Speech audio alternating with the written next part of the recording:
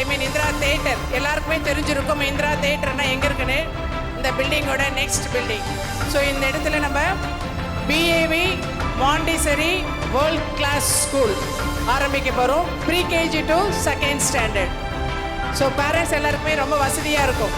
நீங்கள் ஒருவேளை மெயின் பிரான்ச்சில் இருந்தால் கூட நீங்கள் என்ன பண்ணலாம், குழந்தைங்களை நீங்கள் இந்த நியூ பிரான்ச்சுக்கு நீங்கள் ஷிஃப்ட் பண்ணிக்கலாம். ஸோ இதில் கொடுக்க போகிற நம்மளோட எஜுகேஷன் எப்படி இருக்குன்னு பார்த்தீங்கன்னா, it is entirely it's a different one. Already நம்ம அங்கேயுமே மாண்டிசரி தான் கொடுத்துட்ருக்கோம். So apart from that we are going to give us a world class education. So parents, இது ஒரு நல்ல வாய்ப்பு. உங்கள் குழந்தைங்களை நீங்கள் பக்கத்துலேயே கொண்டு வந்து சேர்த்துக்கலாம். ஸோ அந்த கிளாஸ் ரூம், அந்த பில்டிங் உங்களுக்கு எப்படி இருக்கும் அப்படின்றது ஜஸ்ட் ஒரு வியூ நம்ம இப்போ பார்த்துடலாம்.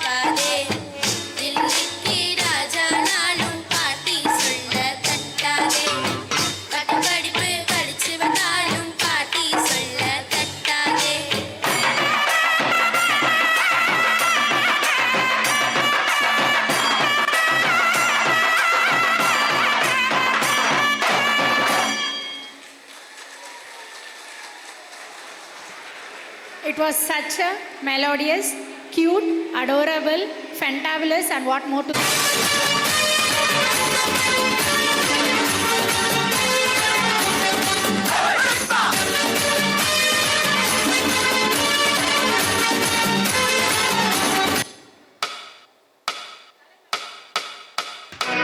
நான் உங்கள் வீட்டு பிள்ளை, இது ஊர் அறிந்த உண்மை. நான் உங்கள் வீட்டு பிள்ளை, இது ஊர் அறிந்த உண்மை.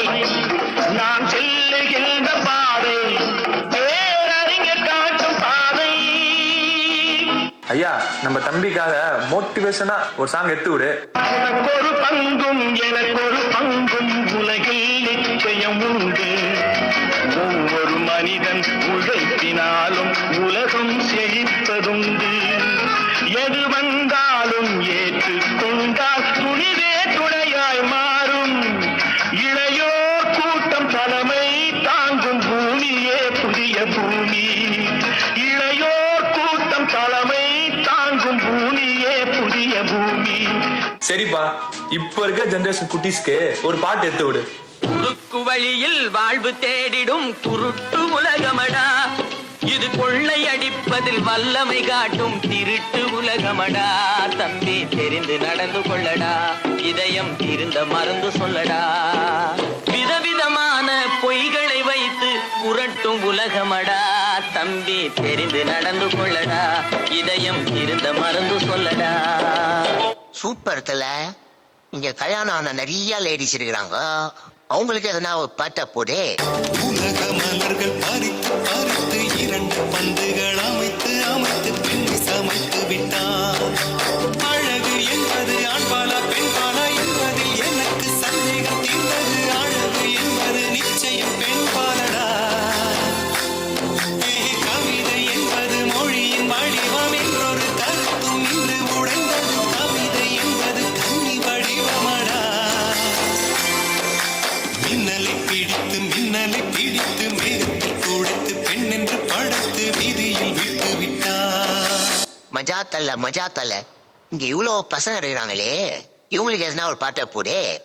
பொம்பளைங்க பொம்பளைங்க மோசம் இல்லைங்க, மோசம் இல்லைங்க. பொம்பளைங்க இல்லைன்னா நீங்க இல்லைங்க, நானும் இல்லைங்க.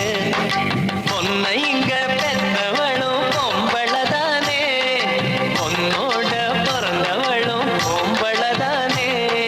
தப்பு செய்யாதே நீ பொண்ண திட்டாதே, தப்பு செய்யாதே நீ பொண்ண திட்டாதே. சில இவ்வளவு நேரம் தடுத்து சொன்னாலாம் ஓகே தான். இப்போ உன் ஸ்டைல ஒரு பர்ஃபார்மன்ஸ் எடுத்து விடு.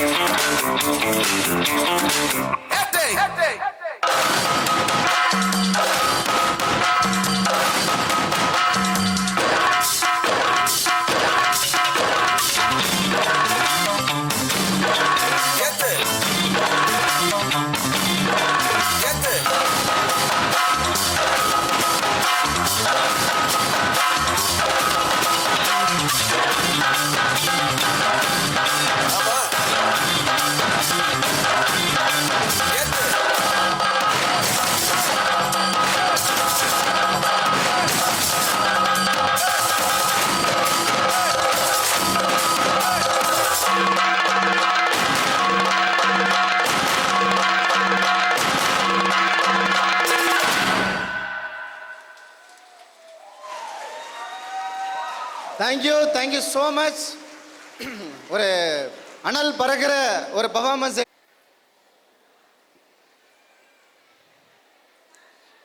புத்தம்புது காலை பொன்னிற வேலை என் வாழ்விலே தினந்தோறும் தோன்றும் சுகராகம் கேட்கும் என்னாலும் ஆனந்தம். புத்தம்புது காலை பொன்னிற வேலை பூவில் தோன்றும்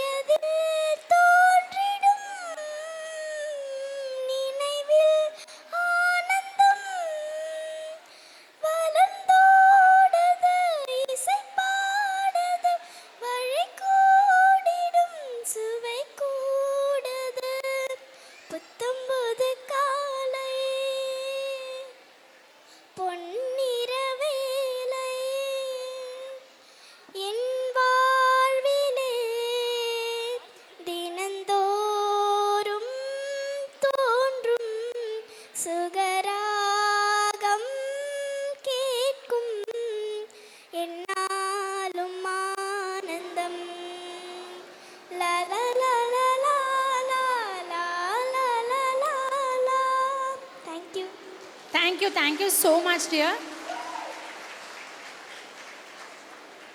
The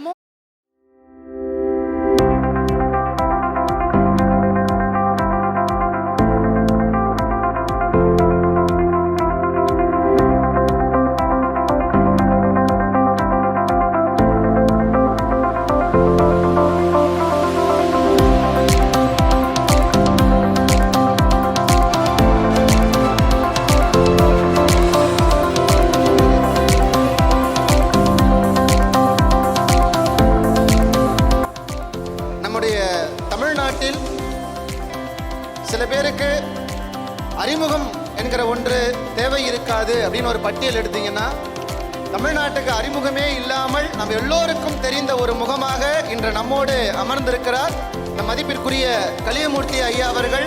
மீண்டும் ஒரு முறை ஒரு பலத்த கரவொலியோடு ஐயா அவர்களை வருக வருக என எங்கள் பிஏவி பன்னாட்டு பள்ளியின் சார்பாக வரவேற்று மகிழ்கிறோம். எங்கள் அழைப்பை ஏற்று இந்த மேடையில் அமர்ந்து அலங்கரித்த நம் சிறப்பு விருந்தினர் அவர்களுக்கு சிறப்பு செய்ய எங்கள் பள்ளியினுடைய முதல்வர் அவர்களையும் எங்கள் பள்ளியினுடைய பொருளாளர் அவர்களையும் பேரன்போடு அழைக்கிறோம்.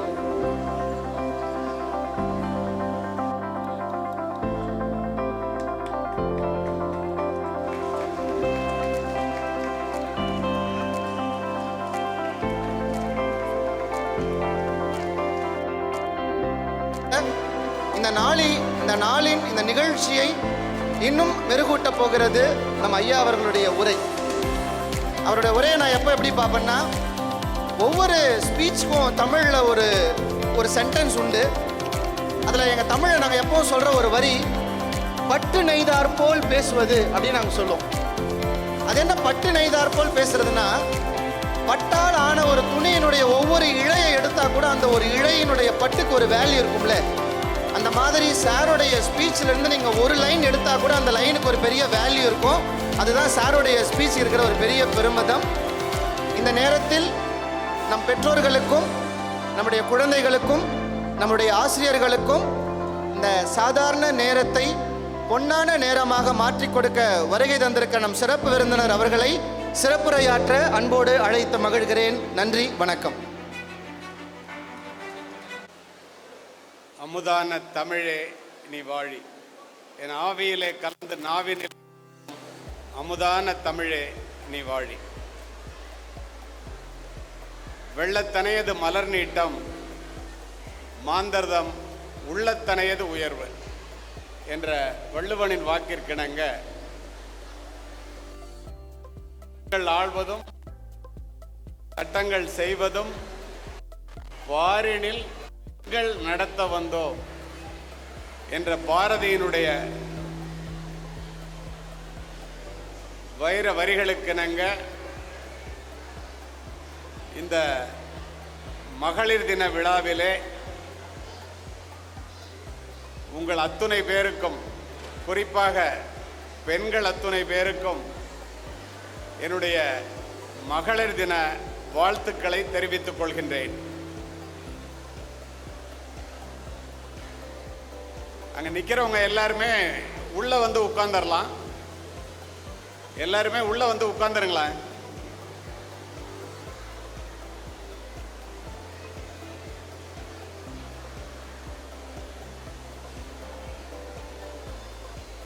நல்ல மாதவம் செய்திடல் வேண்டுமம்மா. கவிமணி தேசிக விநாயகம் பிள்ளை பெண்ணின் பெருமையை குறிப்பிடுவதற்காக குறிப்பிட்ட அற்புதமான வரிகள் இவை. இந்த பட்டமளிப்பு விழா முடிந்து பெற்றோர்கள் அத்துணை பேரும் இங்கே அமர்ந்திருக்கிறீர்கள். இந்த நேரத்திலே ஒரு உண்மை சம்பவத்தை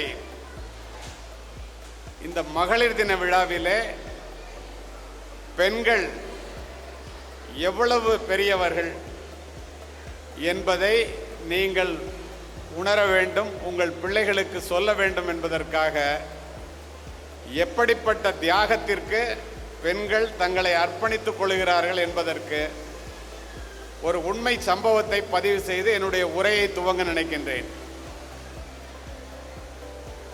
ஜப்பானிய நாட்டிலே 100 ஆண்டுகளுக்கு முன்னர் ஜப்பானிய நாடு இராணுவ ஆட்சியிலே இருக்கும்போது இராணுவ உடையை திருடி அணிந்து கொண்ட கொள்ளைக்காரர்கள் குதிரையிலே கூட்டம் கூட்டமாக வந்து கண்ணில் படுபவர்களை எல்லாம் வெட்டி சாய்த்துவிட்டு கொள்ளையடிப்பதை வழக்கமாக வைத்திருந்த ஒரு காலகட்டம்.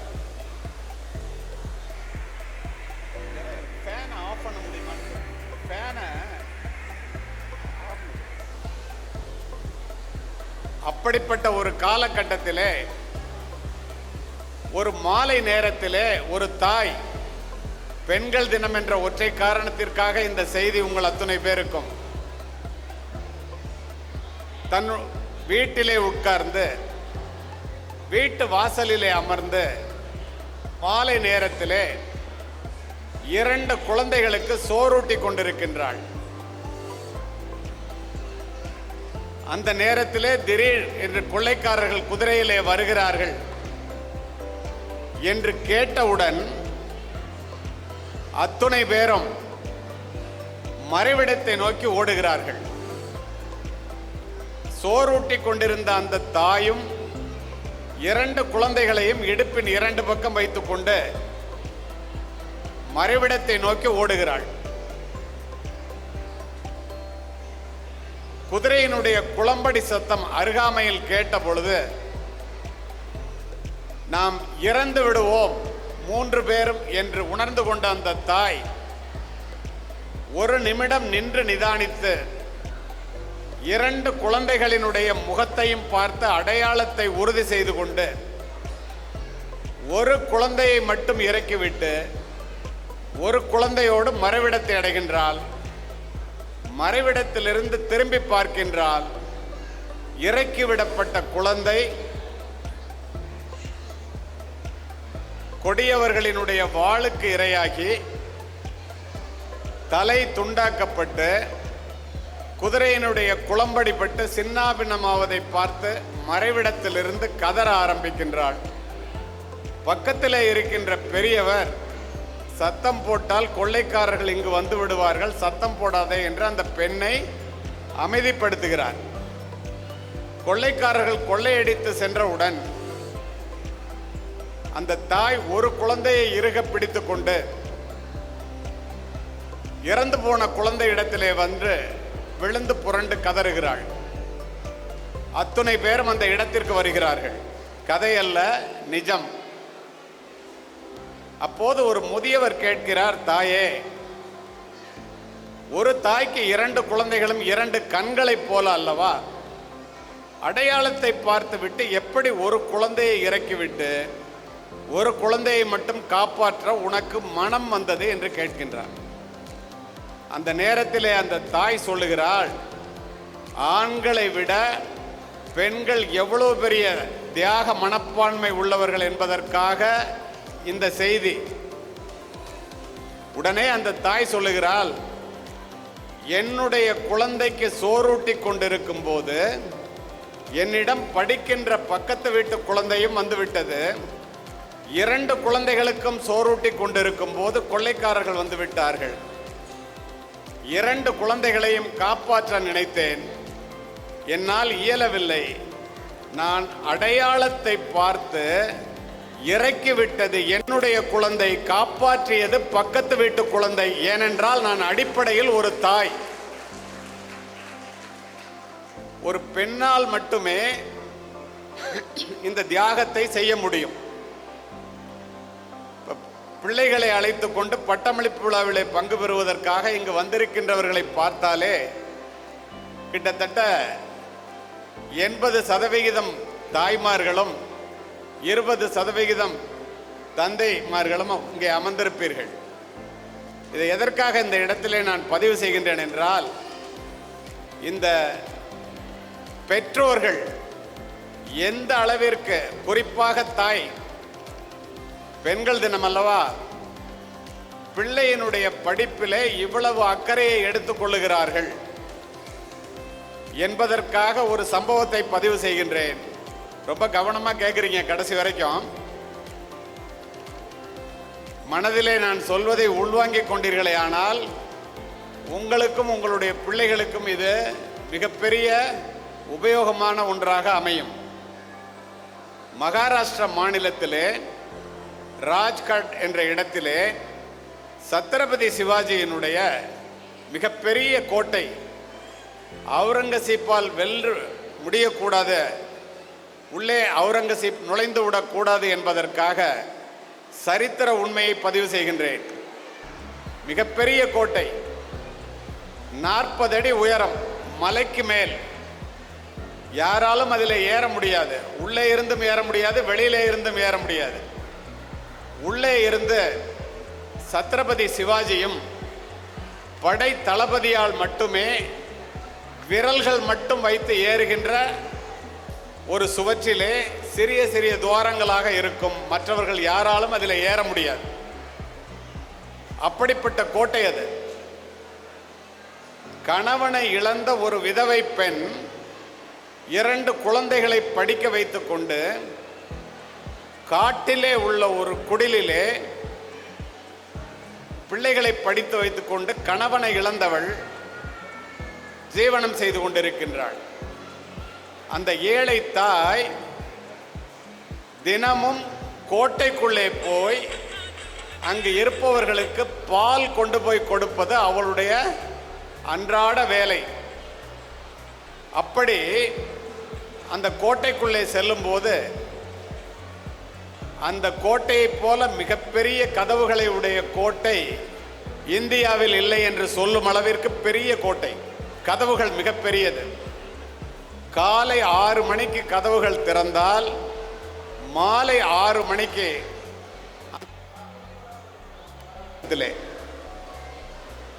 சத்ரபதி சிவாஜியினுடைய முத்திரை மோதிரத்தினுடைய அடையாளத்தை காண்பித்தால் மட்டுமே அந்த கதவுகள் திறக்கப்படுமே ஒழிய மாலை 6 மணியிலிருந்து காலை 6 மணி வரை எக்காரணத்தை முன்னிட்டும் அந்த கதவுகள் திறக்கப்படாது.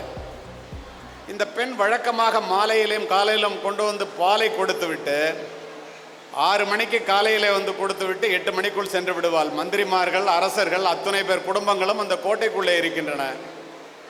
அதே போல மாலையிலே 4 மணிக்கு கொண்டு வந்து பாலை கொடுத்து விட்டு 5 மணிக்குள் வெளியேறிடுவார். ஒரு நாள் அப்படி பாலை, காரணத்தோடு இந்த பதிவு, பெண்கள் தினத்திலே பேசிக் கொண்டிருக்கின்றேன். அப்படி ஒரு நாள் மாலையிலே பாலை கொண்டு உள்ளே வரும்போது உள்ளே கலை நிகழ்ச்சி நடக்கிறது. பிள்ளைகளை பள்ளிக்கூடத்திற்கு அனுப்பிவிட்டு மாலையில் பிள்ளைகள் பள்ளிக்கூடத்திலிருந்து வருவதற்குள் வீடு திரும்ப வேண்டும் என்ற எண்ணத்தோடு தினம் வந்து போகின்ற அந்த பெண் அந்த கலை நிகழ்ச்சியிலே உட்கார்ந்து அதை பார்த்து கொண்டிருக்கும் போது தன்னை மீறி அதிலே லயித்து போய் நேரத்தை மறந்து விடுகிறாள். மாலை 6:15 மணி ஆகிவிடுகிறது. அவசர அவசரமாக கோட்டை கதவுகளை நோக்கி வருகிறாள். 6 மணிக்கு கோட்டை கதவுகள் மூடப்பட்டு விட்டது.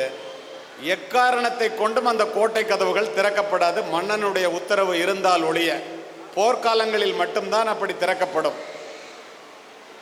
காவலாளிகளிடம் சென்று முறையிடுகிறாள். என்னுடைய குழந்தைகள் பள்ளிக்கூடத்திற்கு போயிருக்கிறார்கள், நான் காட்டுக்குள்ளே இருக்கின்றேன், விலங்குகளால் ஆபத்து அதிகம், நான் கணவனை இழந்த ஒரு கைம்பெண், தயவு செய்து கதவை திறவுங்கள், அப்போதுதான் காலையில் உங்களுக்கு பால் கொண்டு வர முடியும் என்றெல்லாம் கதறி பார்க்கின்றாள். முடியாது என்று காவலாளிகள் மறுத்து மந்திரியிடம் கொண்டு போய் சொல்லுகின்றார்கள். மந்திரி மறுத்து விடுகிறார். அரச கட்டளை அது. இனிமேல் இரவு நேரத்திலே சத்ரபதி சிவாஜியை எழுப்ப முடியாது, வேறு வழி இல்லை, நீ நைட்டு இங்கே தான் தங்கணும், இரவு தங்கிவிடு என்று அவர்கள் போய்விடுகிறார்கள். அருமை பெற்றோர்களே, 40 அடி உயரத்தில் உள்ள ஒரு சுவர், அந்த சுவர் மலைக்கு மேலே இருக்கிறது. மொத்தம் 67 அடி. யாராலும் ஏற முடியாத அந்த சுவர். காலையிலே 6 மணிக்கு கதவு திறக்கப்படுகிறது. கதவிற்கு வெளியிலே அந்த ஏழை தாய் பால் கேனை வைத்து கொண்டு நிற்கின்றாள். அதிர்ந்து போகின்றார்கள் காவலர்கள். அரசருக்கு தெரிந்தால் இவள் எப்படி இரவு நேரத்திலே இந்த கோட்டைக்குள்ளிருந்து வெளியிலே சென்று விட்டு திரும்ப வேறு வருகிறாளே, நம் தலை துண்டாகி விடுமே, எப்படி நீ வெளியிலே சென்றாய் என்று அவளை அழைத்து கொண்டு மந்திரியிடம் செல்கிறார். இதை கேள்விப்பட்ட மந்திரி வியந்து போய் அந்த பெண் சிவாஜியிடம் செல்லுகின்றார்.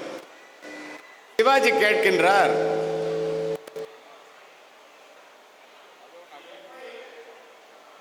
கதவுகளை திறந்து கொண்டு அல்லது மதில் சுவரை தாண்டி உன்னால் வெளியில் போக முடிந்தது, என்னுடன் வாருங்கள் என்று அவள் கூப்பிடுகின்றாள்.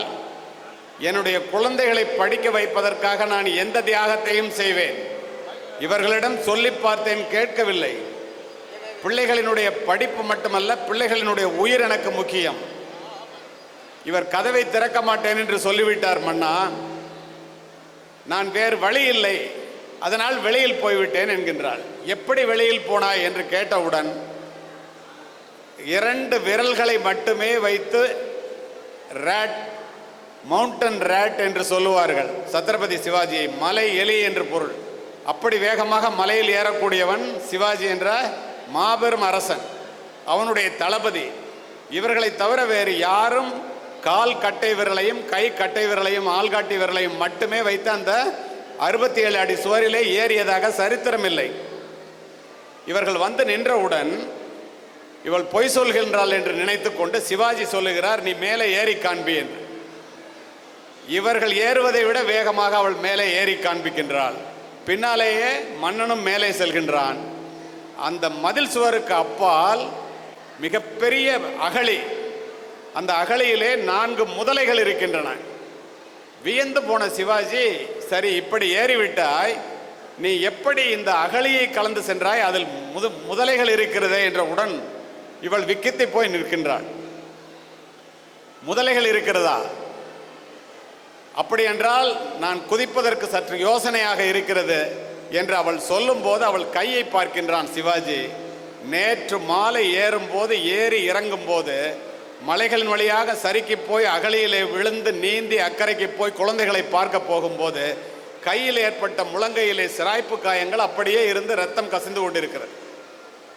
அதை பார்த்தவுடன் இவள் சொல்வது அத்துணையும் உண்மை என்பதை தெரிந்து கொண்ட சிவாஜி, முதலைகள் இருப்பதை கூட நீ பொருட்படுத்தாமல் அல்லது தெரியாமல் அந்த அகழியை கடந்து விட்டாயே, உன்னை போல மிகப்பெரிய வீரம் நிறைந்த மராட்டிய பெண்களால் தான் இந்த இந்தியாவினுடைய சிறப்பே விளங்குகிறது உலகத்திற்கு என்று சொன்னதோடு மட்டுமல்லாமல் அவள் பிள்ளைகள் மீது கொண்ட பாசத்தையும் படிப்பின் மேல் கொண்ட ஆர்வத்தையும் தைரியத்தையும் பாராட்ட வேண்டும் என்பதற்காக, இனி ஒரு முறை இப்படி ஒரு தவறு நடக்கக்கூடாது என்பதற்காக 67 அடிக்கு மேல் 20 அடி உயரத்திலே வாட்ச் டவர் என்று சொல்லக்கூடிய ஒரு மிகப்பெரிய கோபுரத்தை எழுப்பி இன்று வரை அதற்கு பெயர் ஹீரா டவர் என்று அழைக்கப்படுகிறது. அந்த பெண்ணினுடைய பெயர் ஹீரா. இதை எதற்காக இந்த 2 உதாரணங்களையும் சொன்னேன் என்றால், பெண்கள் தினத்திலே இந்த பெண்களினுடைய திறமை, பெண்களினுடைய வீரம், பெண்களினுடைய தியாகம் எப்படிப்பட்டது என்பதை இங்கு அமர்ந்திருக்கின்ற பெற்றோர்கள் குறிப்பாக பெண் பிள்ளைகளிடம் சொல்ல வேண்டும். ஏன் அவ்வாறு கூறுகின்றேன் என்றால், ஆண் கல்வி கற்றால் அது அவனோடு முடிந்துவிடும். ஒரு பெண் கல்வி கற்றால் அது குடும்பத்தை மட்டுமல்ல, வீட்டை மட்டுமல்ல, இந்த நாட்டையே மாற்றும் என்பதை அத்துணை பெற்றோர்களும் மனதிலே பதிய வைத்துக் கொள்ளுங்கள். அதற்கு முக்கியமாக நீங்கள் தெரிந்து கொள்ள வேண்டியது பெண்ணினுடைய பெருமை என்ன என்பதை தயவு செய்து புரிந்து கொள்ளுங்கள். சங்க இலக்கியங்களில் ஆரம்பித்து பெண்களினுடைய திறமையை என்ன சொல்லி இருக்கிறார்கள் என்று நான் சொன்னால் நீங்கள் அதிர்ந்து போவீர்கள். மங்கையராய் பிறப்பதற்கே நல்ல மாதவம் செய்திடல் வேண்டும் அம்மா, கவிமணி தேசிக விநாயகம் பிள்ளை. பாரதிதாசன் சொல்லுகிறார், பெண்கட்கு கல்வி வேண்டும் குடித்தனம் பேணுதற்கே, பெண்கட்கு கல்வி வேண்டும் மக்களை பேணுதற்கே, பெண்கட்கு கல்வி வேண்டும் கல்வியை பேணுதற்கே, பெண்களுக்கு கல்வி வேண்டும், நாட்டினை பேணுதற்கே. கல்வி இல்லாத பெண்கள் களர் நிலம், அந்த நிலத்திலே புதர் விளையலாம், நல்ல புதல்வர்கள் விளைவதில்லை. அதனால் பெண்களுக்கு கல்வி வேண்டும் என்றார் பாரதிதாசன். பாரதி இன்னும் ஒருபடி மேலே போய் இந்த பெண்ணின் பெருமையை பாரதியை போல பேசியவன் பாடியவன் உலகத்தில் எவனும் இல்லை என்று சொல்லுவேன். இது எதற்காக இந்த பெண்கள் தினத்திலே நான் பிள்ளைகளுக்காக, குறிப்பாக பெண் பிள்ளைகளுக்காக திருமதி மேரி ஸ்டெல்லா இயக்குனர் அவர்கள் என்னை அழைத்திருக்கின்ற இந்த நேரத்திலே உங்களை சிரிக்க வைத்து விட்டு போவதற்காக நான் அழைக்கப்பட்டவன் அல்ல, உங்களை சிந்திக்க வைப்பதற்காக அழைக்கப்பட்டிருக்கின்றேன். நான் சொல்லுவதை நீங்கள் கவனமாக கேட்பதிலிருந்தே இதையெல்லாம் நான் சொல்ல வேண்டும் என்று நினைக்கின்றேன். பாரதி சொல்லுவான், பெண்ணுக்கு ஞானத்தை வைத்தான் புவி பேணி வளர்த்திடும் ஈசன், மண்ணுக்குள்ளே சில மூடர் நல்ல மாதர் அறிவினை கெடுத்தார். அந்த மூடர் வேற யாரும் இல்லை, சாட்சாத் ஆண்கள் தான். பெண்களுக்கே ஞானத்தை வச்சான், அதை கெடுத்தது யாருன்னா ஆண்கள். எப்படி சொல்றான் தெரியுமா? மாதர் தம்மை இழிவு செய்யும் மடமையை கொளுத்துவோம், ஆணும் பெண்ணும் நிகரெனக் கொண்டால் அறிவிலோங்கி இவ்வையம் தழைக்கும், ஏட்டையும் பெண்கள் தொடுவது தீதென்றெண்ணினோர் மாய்ந்து விட்டார், வீட்டிற்குள்ளே பெண்ணை பூட்டி வைத்த விந்தை மனிதர் தலைகவிழ்ந்தார். பட்டங்கள் ஆள்வதும் சட்டங்கள் செய்வதும் பாரினில் பெண்கள் நடத்த வந்தோம். இந்த இடத்துல உங்களுக்கு ஒன்று சொல்கிறேன். இந்த இன்டர்நேஷ்னல் ஹையர் செகண்டரி பள்ளியை திருமதி ஸ்டெல்லா அவர்கள் பொறுப்பேற்கும் போது 5 குழந்தைகளுடன் இந்த பள்ளியை பொறுப்பேற்றவர் மிக குறுகிய ஆண்டு காலத்திலே கிட்டத்தட்ட 2000 பிள்ளைகளாக மாற்றி காண்பித்திருக்கின்றார் என்றால் ஒரு பெண்ணினுடைய திறமை கண் முன்னால் வாழும் உதாரணமாக நீங்கள் பார்க்க வேண்டும். உள்ளபடியே மாலையிலே விஐடி பல்கலைக்கழகத்திலே நான் உரை நிகழ்த்துவதற்காக ஒரு 2 மாதத்திற்கு முன்னாலேயே தேதி கொடுத்து விட்டேன். இந்த பள்ளியிலே நான் முதலில் ஒரு முறை வந்து பேசி சென்றிருக்கின்றேன். அவர்களுடைய அழைப்புக்காகவே இன்று காலையிலே திருச்சியிலிருந்து வெள்ளூர் செல்ல வேண்டிய நான் நேற்று இரவு 12 மணிக்கு இங்கு வந்து இந்த நிகழ்ச்சியை முடித்துவிட்டு அங்கே செல்வதாக தேதி கொடுத்தேன். காரணம், அந்த பெண்ணினுடைய உழைப்பையும் அவர்களுடைய திறமையையும் அறிவையும் மதித்தே ஆக வேண்டும் என்ற ஒற்றை காரணம்தான். இதை புரிந்து கொண்டு பிள்ளைகளை நன்றாக படிக்க வைக்கின்ற பள்ளியிலே, தியாக மனப்பான்மையோடு இருக்கின்ற பள்ளியிலே சேர்த்து நல்ல பிள்ளைகளாக வளர்த்தெடுக்க வேண்டிய கடமை பெற்றோர்களாகிய உங்களுக்கு இருக்கிறது. அது மட்டுமல்ல, ஒரு ஆண் ஒரு பெண் என்று வைத்துக் கொள்ளுங்கள். இந்த பெண்ணின் பெருமையை பற்றி நான் சொல்லுவதற்கு காரணம், அருமை பெற்றோர்களே, பெண்கள் எப்படிப்பட்டவர்கள்? உலகத்தில் நான் உலக நாடுகள் முழுவதும் சென்று உரை நிகழ்த்துபவன். இந்த பெண்களினுடைய பெருமை என்னன்னு பாருங்க. நீங்க 2 மாதத்திற்கு முன்னால் அமெரிக்காவிலே உரை நிகழ்த்தி விட்டு நான் திரும்பும் போது 18 மணி நேர விமான பயணம். உலக பெண்கள் மாநாடு அமெரிக்காவிலே நடக்கிறது.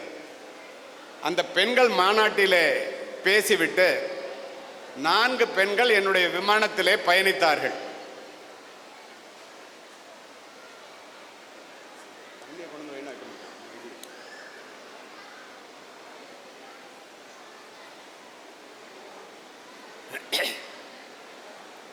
என்னை அடையாளம் கண்டு கொண்டு அவர்கள் வந்து பேசினார்கள்.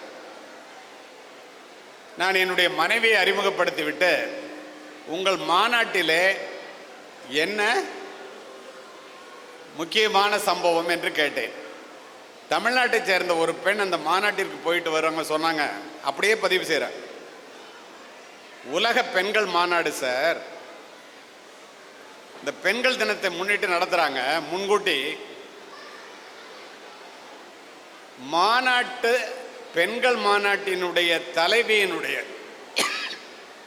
நடை உடை பாவனைகளை பார்த்து நாங்கள் வியந்து போய் நிற்க அவங்க சொன்னதை அப்படியே சொல்லணும்னா அவங்களுடைய ஹை ஹீல்ஸ், நுனிநாக்கு ஆங்கிலம், லிப்ஸ்டிக் வரிசையாக சொல்கிறாங்க. இதெல்லாம் பார்த்து நாங்கள் வியந்து போய் நிற்கிறோம். அந்த மாநாட்டு தலைவி இந்திய பெண்கள் எங்கே இருக்கிறார்கள் என்று கேட்டுக்கொண்டு எங்களை வந்து பார்த்தார். பார்த்தவுடன் சொன்ன அவர் முதல் வார்த்தை, உங்களிடம் நாங்கள் தோற்று போய்விட்டோம் என்று சொன்னார். எங்களிடம் எப்படி நீங்கள் தோற்றீர்கள் என்று வியந்து போய் நாங்கள் கேட்க அவர் சொன்ன அடுத்த வார்த்தை, உலகமே போற்றுகின்ற ஒருவனுக்கு ஒருத்தி என்ற உடன்பாட்டை இந்திய பெண்கள் உடைக்கவில்லை, நாங்கள் உடைத்து விட்டோம். அதனால் நிபந்தனையற்ற அன்பு என்பது குடும்பத்தில் இல்லாமல் போய்விட்டதனால் மனநல மருத்துவர்களை தேடி ஓடிக்கொண்டிருக்கின்றோம். நீங்கள் தப்பித்துக் கொண்டீர்கள், தயவு செய்து அதை விட்டுவிடாமல் தொடருங்கள்.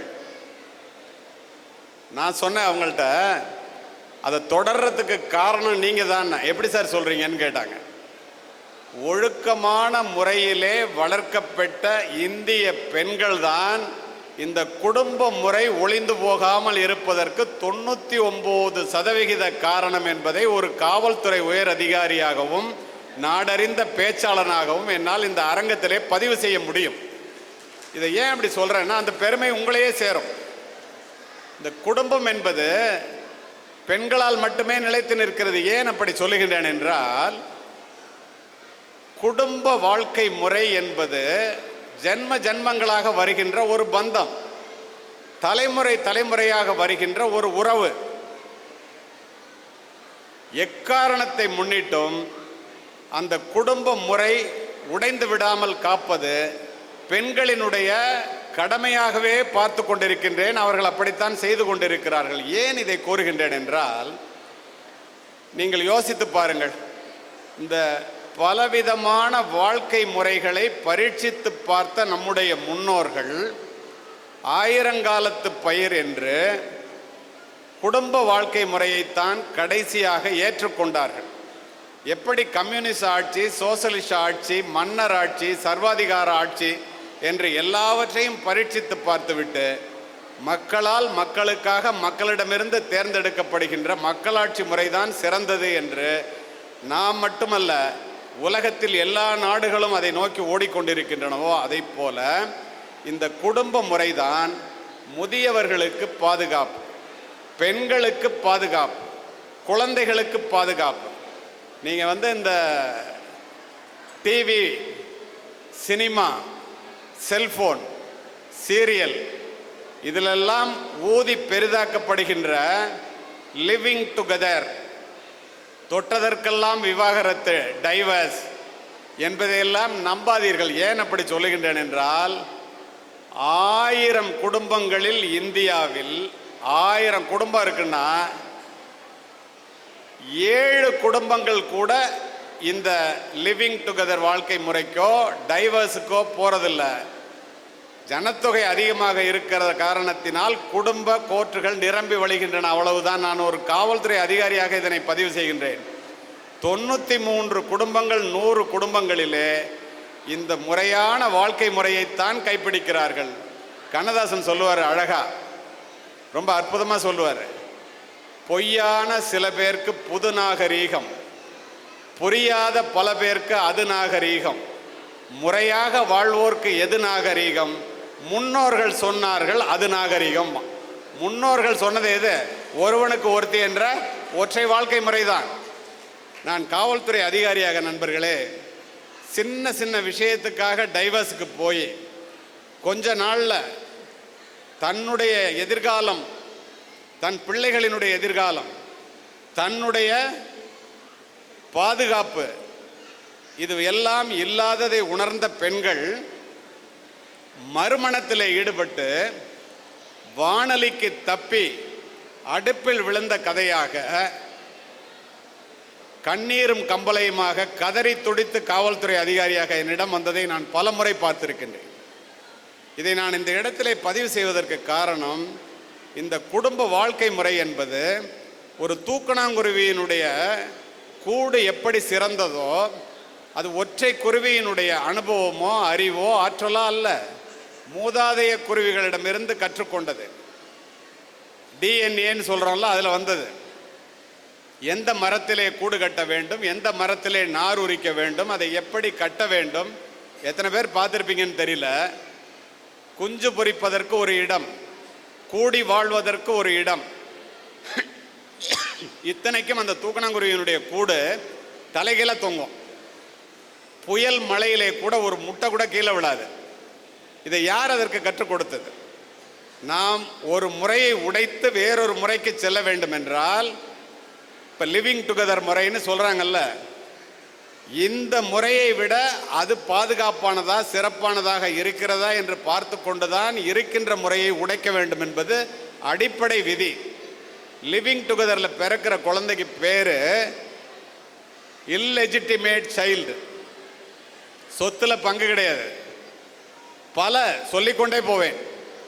இதெல்லாம் தெரியாம இந்த இளைய தலைமுறையை தவறாக வழிநடத்துகின்ற ஒரு சூழ்நிலை உருவாகும் போது, நாகரிகம் ஊஞ்சலாடுகின்ற இந்த உலகத்திலே பெற்றோர்களாகிய நீங்கள், குறிப்பாக தாய்மார்கள் நினைத்தால் மட்டுமே அதை தொடர வைக்க முடியும்.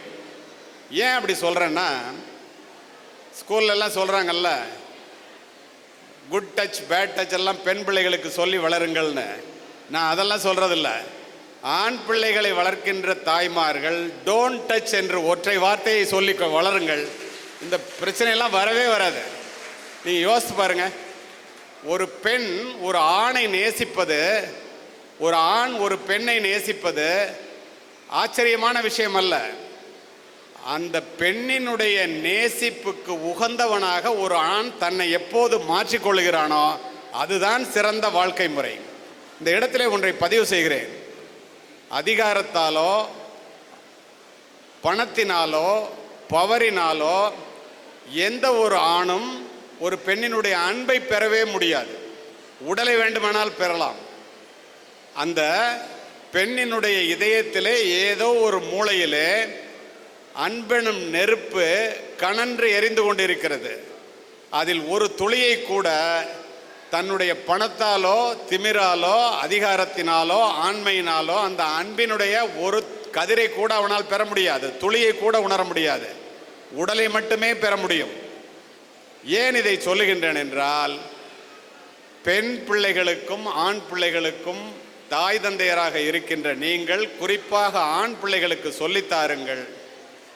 நீ பூவாக இருந்தால் பெண் எனும் அந்த பூமியிலே பூ பூக்கும். நீ தீயாக இருந்தால் அந்த பெண் எனும் பூமி எரிமலையாக வெடித்து சிதறும்.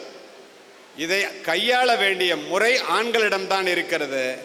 ஒரு பெண்ணினுடைய அன்பை ஒரு ஆண்பால் ஒரு பெண்பாலை அன்பால் மட்டுமே வெல்ல முடியும் என்பதை பிள்ளைகளுக்கு சொல்லித்தாருங்கள்.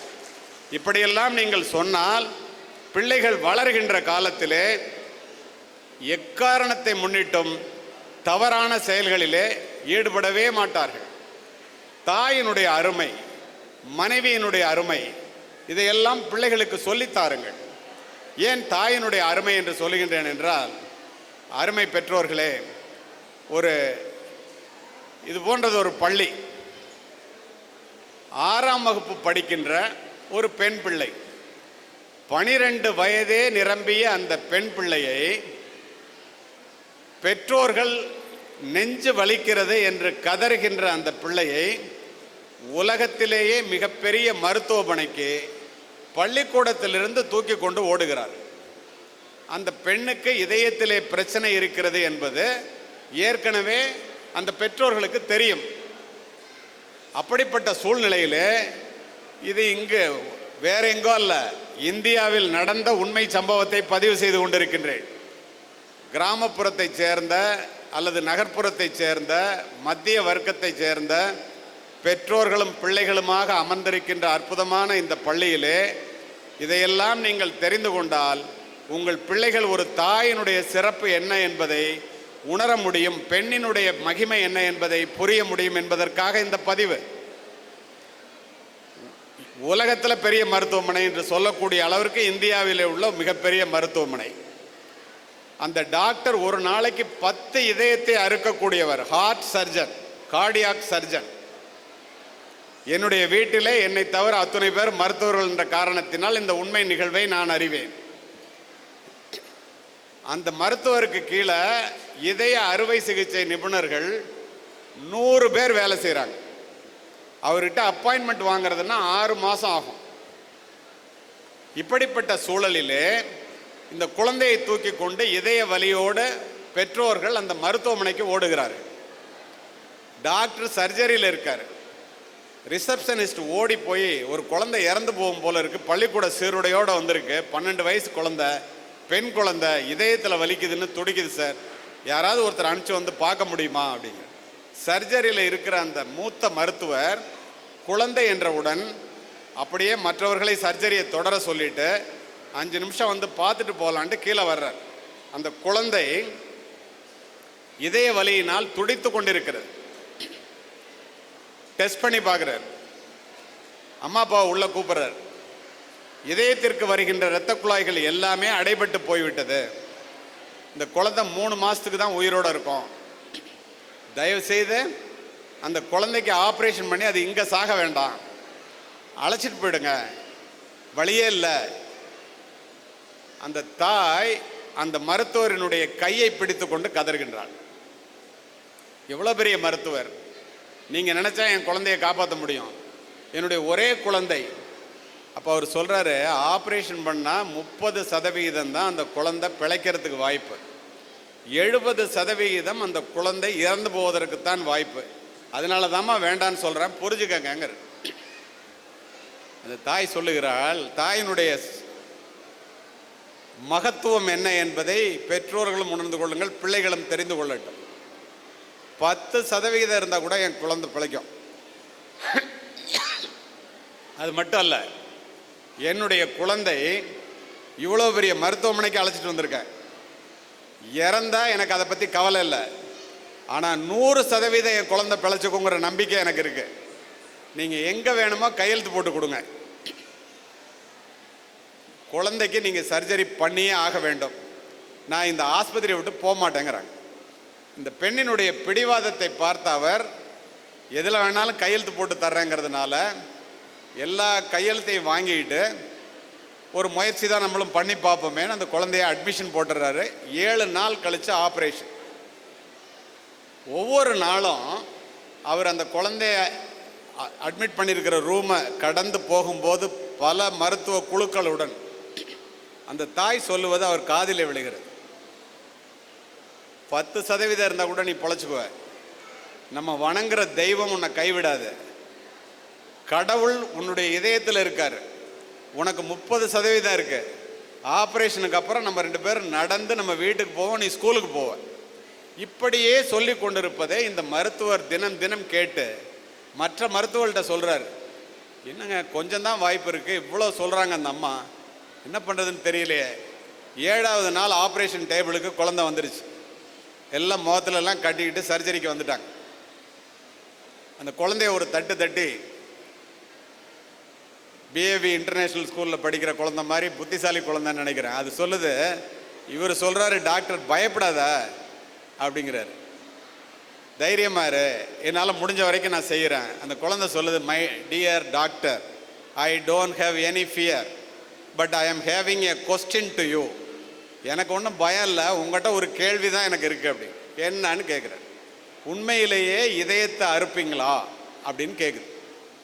குழந்தை பயப்படுது போல் இருக்குன்னு சொல்லிட்டு, இல்லைம்மா அனஸ்தீசியா கொடுப்பேன், அது மயக்க மருந்து, உனக்கு வலியெல்லாம் ஒன்றும் தெரியாது, பயப்படாதங்கிறாரு.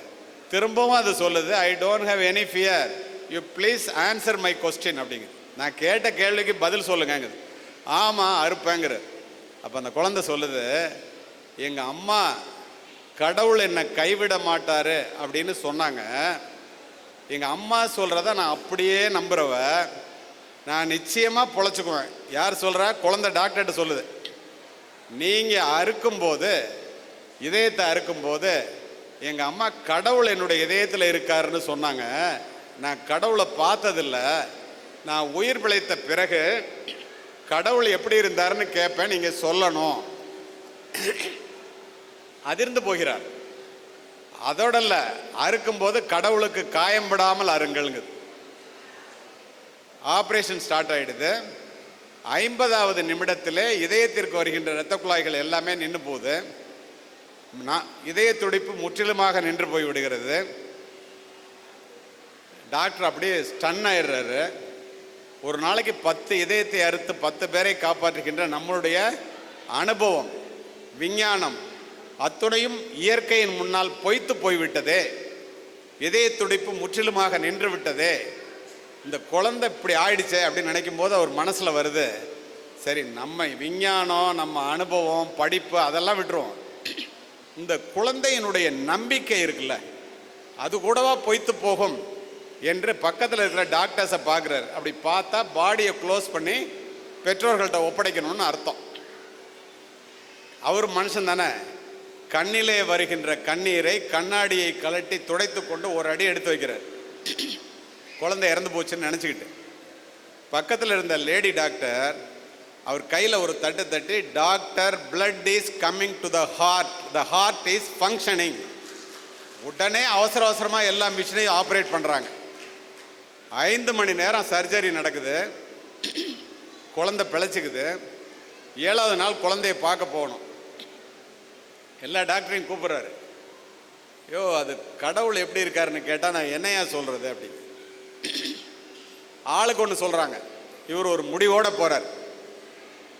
போன உடனே அந்த குழந்தை சுவிட்சஸ் எல்லாம் பிரித்து ஒரு வாரம் கழித்து படுத்திருந்த குழந்தை ஒடியாந்து அவர் கையை பிடிச்சிக்கிட்டு, நான் பொழைச்சிக்குவேன்னு சொன்னேன், பார்த்தீங்களா பொழைச்சிக்கிட்டேங்குது, உள்ளே நடந்ததுக்கு தெரியாது இல்லையா. அப்போ அது கேட்குது, கடவுளை பார்த்தீங்களா? நான் கடவுளை பார்த்தேன். எல்லா டாக்டர்ஸும் ஆச்சரியப்படுறாங்க. கடவுள் எப்படி இருந்தார் அப்படின்னு அந்த குழந்தை கேட்குது. கடவுள் இப்படித்தான் இருந்தார் என்று அந்த டாக்டர் கையை பின்னால் காண்பித்து விட்டு நகர்ந்து கொண்டார். அவர் கை காண்பித்த இடத்திலே, எப்படி கேட்குறீங்க பாருங்க, அந்த ஏழை தாய் நின்று கொண்டிருந்தாள். நீ தான் கடவுளாம்மா அப்படின்னு ஓடி போய் அம்மாவுடைய காலை கட்டிக்கிட்டு, நீ சொல்லவே இல்லையே கடவுள்னு சொல்லுது அந்த பெண். இது ஒரு நடந்த சம்பவம். அப்படி என்றால் தாயினுடைய மகிமை என்ன? எல்லோரும் தெரிந்து கொள்ளுங்கள். பெண்கள் தினத்திலே இதை பதிவு செய்தே ஆக வேண்டும் என்று நினைக்கின்றேன். சமீபத்தில் செங்கல் சூளையிலே வேலை பார்த்த ஒரு தாயும் ஒரு தந்தையும் ஜஸ்டிஸ் நாகமுத்து அப்படின்னு சொல்லி ஹைகோர்ட் ஜட்ஜா இருந்து இப்போ ரிட்டையர்டான மதுரை கிளையிலே ஒரு ஹேபியஸ் கார்பஸ் மனுவை பதிவு செய்கிறார்கள். 23 வயதான என்னுடைய பெண் பிஜி முடித்து நான் அழைக்க போகும்போது காலேஜில் இல்லை. என்னுடைய பெண்ணை எனக்கு கண்டுபிடித்து கொடுங்கள். காவல்துறையை கூப்பிட்டு உத்தரவிடுறேன். 24 மணி நேரத்திற்குள்ளே காவல்துறை அந்த பெண்ணை கண்டுபிடித்து கொண்டு வந்து நிறுத்த வேண்டும் நீதிமன்றத்திலே. அம்மா அப்பா 2 பேரும் செங்கல் சூளையில் வேலை பார்த்து பொண்ணை படிக்க வச்சு யூஜி முடித்து பிஜி முடித்து கடைசி நாள் அழைக்க போகிறாங்க. இனி மேற்கொண்டு அவள் வேலைக்கு போய்விட்டால் நம்முடைய தரித்திரம் நீங்கும், அவளை ஒரு நல்ல இடத்திலே திருமணம் செய்து கொடுத்தால் நமக்கு நிம்மதியாக வாழலாம் என்று நினைத்து கொண்டு போகும்போது அந்த குழந்தை இல்லை. அந்த தந்தையால் நடக்கவே முடியாது. செங்கல் சூளையிலே வேலை பார்க்கும்போது இரவு பகலாக பிள்ளைக்கு ஃபீஸ் கட்டணுன்ட்டு ராத்திரியில் வேலை பார்க்கும்போது மேலேருந்து கீழே விழுந்து இடுப்பு எலும்பு முறிஞ்சு நீதிமன்றத்திலே சுவற்றிலே சாய்ந்தபடி அவரை நிறுத்தி வைத்திருக்கிறார்கள். அந்த தாய் நீதிபதியிடம், ஐயா என்னுடைய பெண் என்று சொல்லும்போது, காவல்துறையினர் கண்டுபிடித்து விட்டோம், அந்த பெண் நீதிமன்றத்திற்கு வருகிறாள் என்று சொல்லும்போது, எந்த விதமான சம்பந்தமே இல்லாமல் இந்த பெண்ணினுடைய படிப்பிற்கும் அவனுக்கும் யார் பார்த்தாலும் இது என்ன என்று நினைக்கின்ற மாதிரி இருக்கின்ற சூழ்நிலையிலே ஒரு பைக்கில் கொண்டு தான் அந்த பெண்ணை நீதிமன்றத்தில் ஒரு பையன் இறக்கி விடுறோம். அந்த பெண் நீதிமன்றத்தில் உள்ளே வந்து நின்றவுடன் நீதிபதி சொல்லுகிறார், உங்கள் அம்மா அப்பா வந்து காணான்னு தேடுறாங்க, எங்கம்மா போனால் உன் தாய் வந்திருக்காங்க, இங்கே பாரு அழுது முகம்லாம் வீங்கி இருக்கு, போய் அவங்ககிட்ட பேசுங்கிற. நான் பேச மாட்டேன், எனக்கு 21 வயசுக்கு மேலே ஆயிடுச்சு, நான் கல்யாணம் பண்ணிட்டேன். அப்படியே அந்த தாய் அங்கேயே விழுந்து புரளுகிறார். அந்த தாயிடம் அந்த பெண் பேசவே இல்லை. சரிம்மா, நீ கல்யாணம் பண்ணிட்ட, 21 வயசுக்கு மேலே ஆயிடுச்சு, ஏன்னா சட்டம் அதுதான், உங்கள் அம்மாட்ட பேசுங்கிற. அந்த அம்மா சொல்கிறாங்க எந்திரிச்சு, என்கிட்ட பேச வேண்டாம் சார், இவளுக்காகவே இடுப்பு எலும்பு முறிஞ்சு ஒருத்தர் இருக்கார் பாருங்கன்னு காமிக்கும் போது நீதிமன்றத்தில் 50 அட்வொகேட் உட்காந்துருக்காங்க. அத்தனை பேர் திரும்பி பார்க்குறாங்க. சுவற்றில் ஏணியை சாத்தி வச்ச மாதிரி ஒரு ஏசுநாதரை சிலுவையில் அரைஞ்ச மாதிரி சாத்தி வச்சுருக்காங்க. நிற்க முடியாமல் நிற்கிறார். கண்ணில் இருந்து தாரை தாரையாக தண்ணீர் ஓடுகிறது. தந்தை அந்த அப்பா ஒத்த பொண்ணு மேலே உயிரே வச்சுருக்காரு, அவர்கிட்ட போய் பேச சொல்லுங்க. பேசவே இல்லை, திரும்பவே இல்லை. கோபமான நீதிபதி நீ போ அப்படின்னாரு. ஏன்னா சட்டத்தில் வேற ஒன்றும் செய்ய முடியாது. அந்த பொண்ணு போயிடுது. போய் அவனோட ஏறி மோட்டர் சைக்கிளில் போகுது. இந்த அம்மாட்ட கேட்குறாரு, சாப்பிட்டீங்களாமான்னு கேட்குறாரு. ரொம்ப மனிதாபிமானம் மிக்க நீதிபதி. இப்படி கையை காமிக்குது. 3 நாள் ஆச்சு அப்படின்னு சொல்லு. ஐயோ பசியோடையா வந்தீங்க கோர்ட்டுக்கு அப்படிங்கிறார். சொல்லிட்டு எப்படிம்மா ஊருக்கு போவீங்க அப்படின்னு கேட்குது.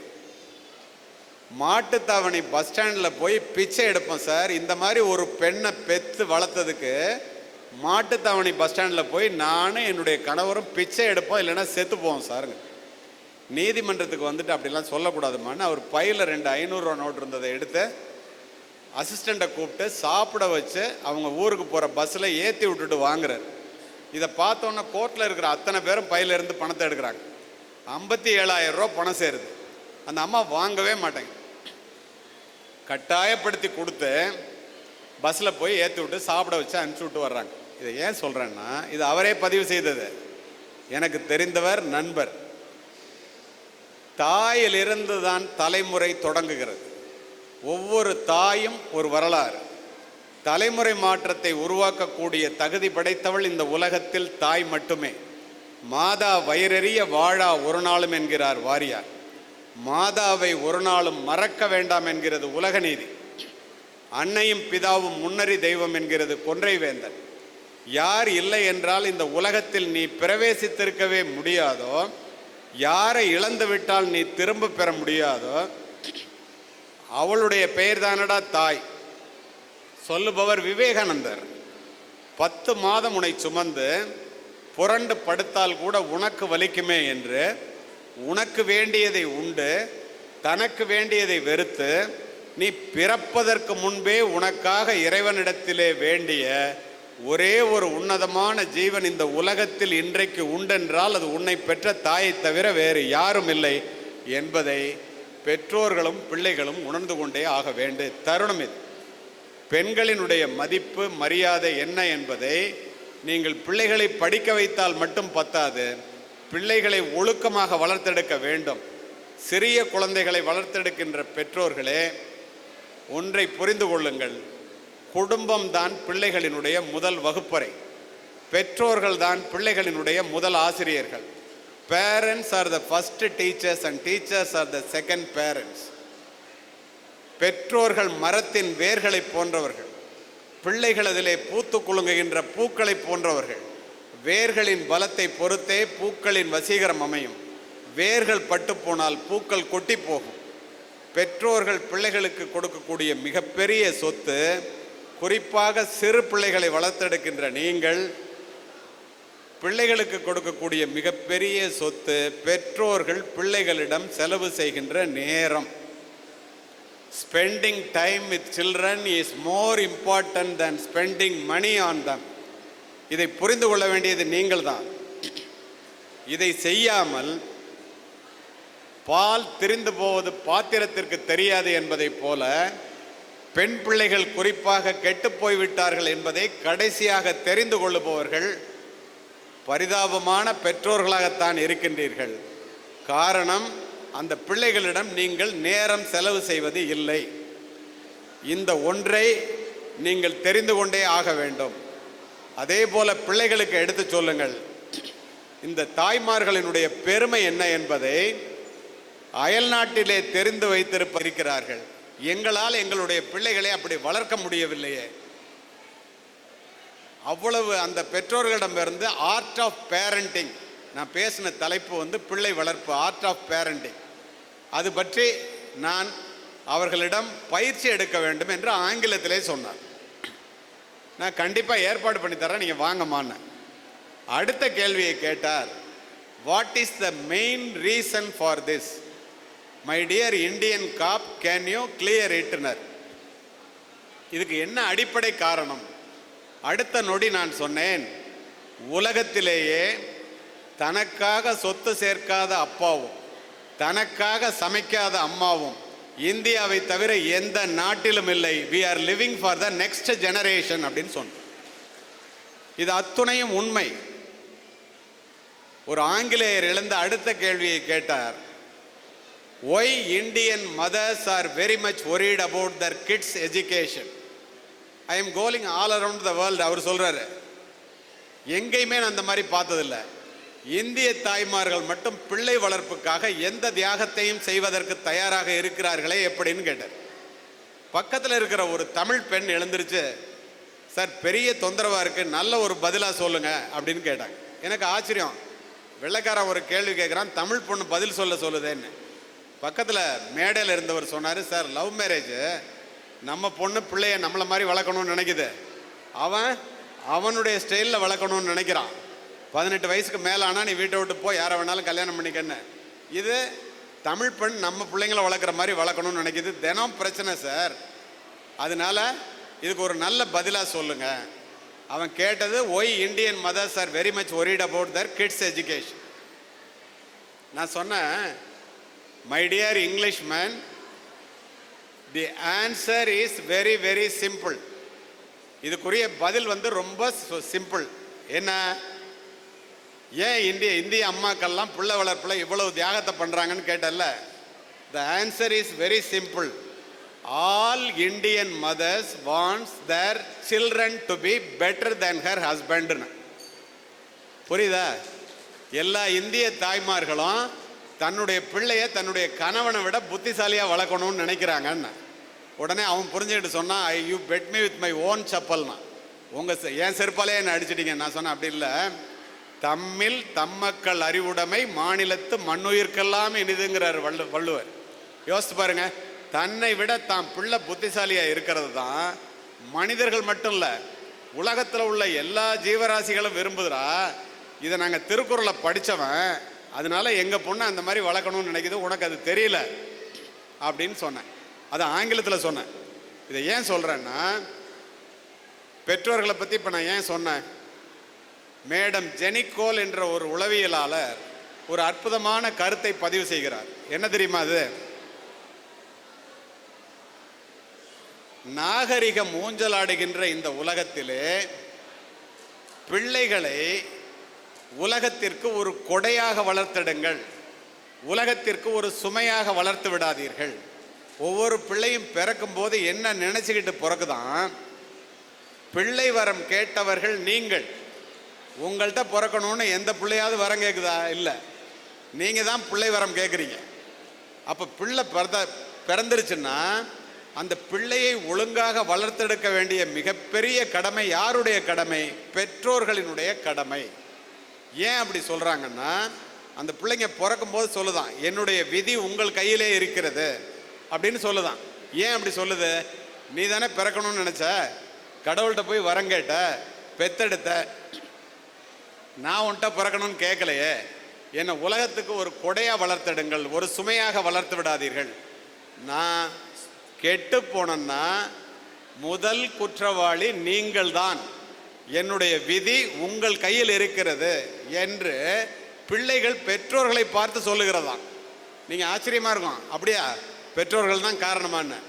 நான் சொல்கிறேன், being a positive role model is the fastest and most powerful way to teach children, because children do not hear your words as deeply as they feel your actions. என்ன அர்த்தம்? பிள்ளைகள் பெற்றோர்கள் சொல்வதை கேட்பதை விட பிள்ளைகள் பெற்றோர்கள் செய்வதைத்தான் பார்க்கிறார்கள். இப்போ நான் ஒரு நிமிஷத்தில் உங்கள்கிட்ட நிரூபிக்கிறேன். இங்கே இருக்கிற ஆல் பேரண்ட்ஸ் மட்டும் நான் சொல்கிறத செய்யுங்க. ஒரே நிமிடத்தில் பிள்ளைகள் நீங்கள் சொல்கிறத கேட்குறத விட நீங்கள் செய்கிறத தான் செய்யணும்னு உங்கள்கிட்ட என்னால் நிரூபிக்க முடியும், ஒரு முன்னாள் காவல்துறை அதிகாரியாக. All parents please raise up your right hand. எல்லா பேரண்ட்ஸும் வலது கையை தூக்குங்க. பரவாயில்ல, எல்லாருமே தூக்கிட்டீங்க, அப்படியே வச்சுருங்க. எல்லோரும் தூக்கிட்டீங்க. இப்போது நீங்கள் சொல்கிறத பிள்ளைங்க கேட்காது, நீங்கள் செய்கிறத தான் செய்யணும் உங்களுக்கு நிரூபிக்கிறதுக்காக கையை தூக்க சொல்லியிருக்கேன். All parents please raise up your index finger. ஆள்காட்டி விரலை மட்டும் தூக்கிங்க. Please touch your forehead. நான் சொல்கிறத செய்யுங்க. Please touch your nose tip.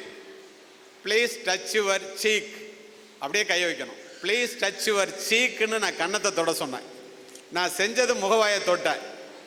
அத்துணை பேரும் நான் செய்ததைத்தான் செய்தீர்களே ஒழிய நான் சொன்னதை ஒருத்தர் கூட கேட்கல, செய்யலை. பரவாயில்ல, எல்லாரும் ஒத்துக்கிறீங்க. இது உங்களிடம் குறை கண்டுபிடிப்பதற்காக அல்ல, போல செய்தல் தான் பிள்ளைகளினுடைய மூல குணம். பிள்ளைகள் நீங்கள் செய்வதைத்தான் செய்வார்களே ஒழிய சொல்லுவதை கேட்பதில்லை. ரொம்ப குறைவாக கேட்பாங்க. ஏன் அப்படி சொல்கிறேன் தெரியுமா? எப்போ பார்த்தாலும் சீரியல் பார்த்துக்கிட்டு இருக்கிற அம்மா டிவி பார்க்காதம்மா அப்படின்னு பொண்ணுக்கிட்ட சொன்னால் எந்த பொண்ணாவது கேட்குமா? எப்போ பார்த்தாலும் செல்ஃபோனை நோண்டிகிட்டு இருக்கிற அப்பா செல்ஃபோன் பார்க்கறது தப்புப்பா வேண்டாம் அப்படின்னு சொன்னால் கேட்குமா? உங்களுக்கு தெரியுமா, பிள்ளைகள் ஒருபோதும் கெட்ட வார்த்தைகள் பேசுவதில்லை. உங்களிடம் கேட்ட வார்த்தைகளைத்தான் பேசுகிறார்கள். அவங்களுக்கு எப்படி தெரியும் கெட்ட வார்த்தை? வார்த்தைகளால் வாழ்க்கை இழந்தவர்கள் வானத்து நட்சத்திரங்களைப் போல எண்ணிலடங்காதவர்கள். இந்த பெண்கள் தினத்திலே ஒரே ஒரு செய்தியை சொல்லி என்னுடைய உரையை முடிக்கின்றேன். எனக்கு கொடுக்கப்பட்ட நேரத்தை விட 1 நிமிடம் கூட அதிகமாக பேச மாட்டேன். இன்னும் 5 நிமிடங்கள் மட்டும் இருக்கிறது. யோசித்து பாருங்க, இந்த பெண்கள் எப்படிப்பட்ட பாதையை கடந்து வந்திருக்கிறார்கள் என்று உங்களுக்கு தெரியுமா என்று தெரியவில்லை. நாம் சிசுவாக இந்த பூமியிலே வந்து சுவாசிப்பதற்காக வலி நிறைந்த தாயினுடைய வயிற்றிலிருந்து வெளியில் வந்து விழும்போது முதல் நம் முகம் பார்த்து சிரிப்பவள் பெண். நாம் சடலமாக கடைசியாக கிடத்தப்பட்டிருக்கும் போது நம்முடைய முகம் பார்த்து அழுபவளும் பெண்ணே. பெண்ணிடத்தில் பிறக்கிறோம், பெண்ணிடம் பால் குடித்து வளர்கிறோம், பெண்ணை மனைவியாக்கி மகிழ்கிறோம், பெண் பிள்ளையை பெற்று பேருவகை அடைகிறோம். இந்த உலகத்திலேயே இந்தியாவில் எடுத்துங்களேன், 140 கோடி மக்களிலே 70 கோடி பேர் பெண்கள். மீதமுள்ள 70 கோடி ஆண்களும் அந்த பெண்கள் பெற்றுக் கொடுத்த சீதனம்தான் என்பதை ஆண்கள் உணர வேண்டும். 140 population, 70 crores population is ladies. Other 70 crores are their children, are their sons. யோசித்து பாருங்க, உண்டா இல்லையான்னு. இப்படி ஆண் இனத்தை உய்விப்பதற்காகவே பிறப்பெடுத்தவர்கள் போல பெண்கள் ஆண்களை வளர்த்தெடுப்பதற்காக உழைக்கும் போது கருவறையிலிருந்து கல்லறை வரை பெண்களுக்கு கொடுமை செய்வதை, துன்பம் செய்வதை, துயரப்படுத்துவதை, உதாசீனப்படுத்துவதை, உபத்திரப்படுத்துவதை இந்த ஆண்கள் ஒரு தொழிலாகவே செய்கின்றார்கள் என்றால் காவல்துறை அதிகாரியாக நான் அப்படித்தான் நடக்கிறது என்று சொல்லுவேன். காரணம், பெண்களினுடைய பெருமையை இந்த ஆண்கள் முழுமையாக உணர்வதில்லை. ஏன் அப்படி சொல்றேன்? கருவறையிலிருந்து கல்லறை வரை பெண்களுக்கு ஆண்களால் பாதிப்பு. அது என்ன கருவறையிலிருந்து கல்லறை வரை? நீ யோசித்து பாருங்களேன். பெண் சிசு கொலையை தடுப்பதற்கு சட்டம், பெண் குழந்தைகளை நாசமாக்குவதை தடுப்பதற்கு போக்சோ சட்டம், பெண் பிள்ளைகளை கேலி செய்வதை தடுப்பதற்கு ஈவ் டீசிங் சட்டம், பெண்கள் வரதட்சணை திருமணத்தின் போது கொடுக்க வேண்டும் என்று கட்டாயப்படுத்துவதை தடுப்பதற்கு டவுரி புரோஹிபிஷன் ஆக்ட், திருமணத்திற்கு பிறகு பெண்ணை கணவன் கொடுமைப்படுத்தினால் அதை தடுப்பதற்கு குரூயல்டி டு உமன் ஆக்ட், இறக்கும் போது கூட அந்த காலத்திலே இருந்து தொடர்ந்த ஒரு வழக்கு சதி என்று. ஆண் இறந்து போனால் எரிகின்ற நெருப்பிலே பெண் சிதையிலே விழுந்து இறக்க வேண்டும். இவ்வளவும் கருவறை முதல் கல்லறை வரை சட்டங்கள் போட்டும் பெண்களுக்கு எதிரான குற்றங்கள் குறைந்ததா என்றால் இல்லை, தொடர்ந்து கொண்டே இருக்கிறது. என்ன காரணம்? சிந்தித்து பாருங்கள், நான் சொல்லுவது சரியா என்று. அருமை நண்பர்களே, தன் வயிற்றிலே இருக்கிற குட்டி ஆணா பெண்ணா என்று ஒரு விலங்கு கூட பார்த்து அதை அழிக்க வேண்டும் என்று நினைப்பதில்லை. 6 அறிவு உள்ள மனிதன் என்று சொல்லிக் கொள்கின்ற நாம் குழந்தை பெண்ணாக இருந்தால் இன்றைக்கு கூட பேப்பரை திறந்தால் தருமபுரி மாவட்டத்திலே பெண் குழந்தையை கருவிலேயே கலைத்தார்கள். பெண் குழந்தை பிறக்கும் போது அதை கழுத்தை நெரித்து கொன்றார்கள். எவ்வளவு கொடுமை! KR நாராயணன் என்ற முன்னாள் ஜனாதிபதி சுதந்திர தின விழா உரையிலே சொன்னார், உலகத்திலேயே உன்னதமான இடம் தாயினுடைய கருவறை. இந்திய பெண்களுக்கு தாயினுடைய கருவறை கூட பாதுகாப்பானதாக இல்லை என்பதுதான் மிகப்பெரிய வருத்தமான செய்தினர். யோசித்து பாருங்க எவ்வளவு உண்மைன்னு. காதலிக்க பெண் வேண்டும், கட்டி அணைக்க பெண் வேண்டும், கொஞ்சி குலாவ பெண் வேண்டும், குழந்தை பெற பெண் வேண்டும், குழந்தை மட்டும் ஆண் வேண்டும். இது எந்த ஒரு நியாயம்? நினைச்சு பாருங்க. பெண்கள் இல்லாத ஒரு சமுதாயத்தை இந்த ஆண்களால் நினைத்து பார்க்க முடியுமா? இந்த பௌராணி கதைகள்னு வரும். அந்த கதைகளில் ஃபெலிகான் பறவை அப்படின்னு ஒரு பறவை இருக்கும். அது தன்னுடைய குஞ்சுகளுக்கு இறை கிடைக்காத போது தன்னுடைய நெஞ்சை அலகினால் கீறி அதில் வடிகின்ற இரத்தத்தை பிடித்து அந்த குழந்தைகளுக்கு ஊட்டிவிட்டு குழந்தைகள் பசியாறுவதை பார்த்து தன்னுடைய பசியை ஆற்றிக்கொள்ளுமா. இந்த சமுதாயத்திலே, இந்திய நாட்டிலே, குறிப்பாக தமிழகத்திலே ஒவ்வொரு வீட்டிலும் மனைவி என்ற பெயரிலோ தாய் என்ற பெயரிலோ ஒரு ஃபெலிகான் பறவை இருக்கின்ற காரணத்தினால்தான் இந்த உலகம் தொடர்ந்து இயங்கிக் கொண்டிருக்கிறது, இந்த நாடு வளர்ந்து கொண்டிருக்கிறது. பெண்கள் தினத்திலே இந்த பெண்ணினுடைய மகிமையை, பெண்களினுடைய பெருமையை நாம் எல்லோரும் சேர்ந்து மனதார உணர்ந்து பெண்களை பாராட்டுவோம்.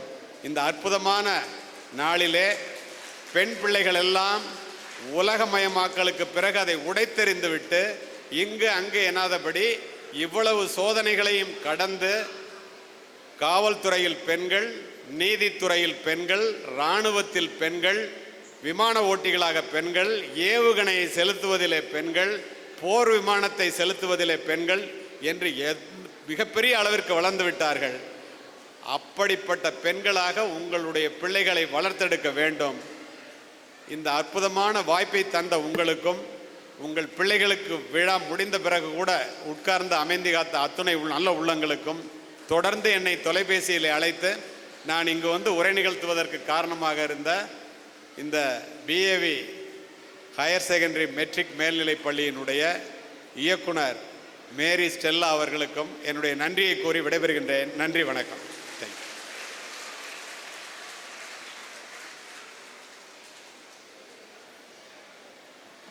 இந்த கைத்தட்டல் போதுமா? ஒரு பலத்த கைத்தட்டலை கொடுக்கணும். நான் முதல்ல சொன்னது போல ஒரு பட்டு நெய்தார் போல ஒரு பேச்சினை நமக்காக வழங்கி இருக்கிறார்.